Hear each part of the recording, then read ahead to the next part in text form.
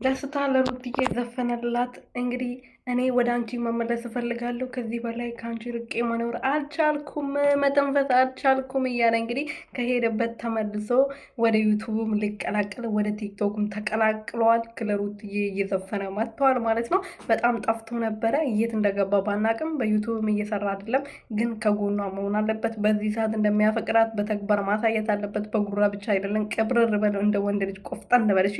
ወደ ሩትዬ ስትል ቆፍጠን ብለ ሄድ። አሁን እንደ በፊቱ የበፊቱን ደስታ ይዛ አትሄድ። አሁን ቆፍጠን ብለክ ለሩትዬ የሚከራከል ለሩትዬ ጠበቃ የሚቆም ማንኛቸውም አጠገቧ ሲመጡ ልክ እንደ ሌላ ሰው ተከራክረ የምትመልስ ወንድ ሆነ ቆፍጠን ብለ ወደ ሩትዬ ሄድ። እሺ ዝም ብለ ተለፋፍሰ እንደዚህ እኔ ለፍቅር ብዬ ዋጋ ከፍያለሁ የሰው ልጅ አትወጂኝም እያልክ አትሄድ።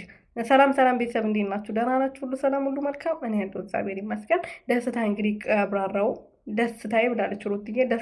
ደስታዬ ነው ብላለች ከዚህ በፊት ከአብርሃም እና መጥተዋል ብያቸዋለሁ የኔ ወርቆች። እና ከዚህ በኋላ እንግዲህ ወደ ዩቱቡ መጥቶ ከአብርሃም ጋር ይፋለማል ብዬ ተስፋ አደርጋለሁ።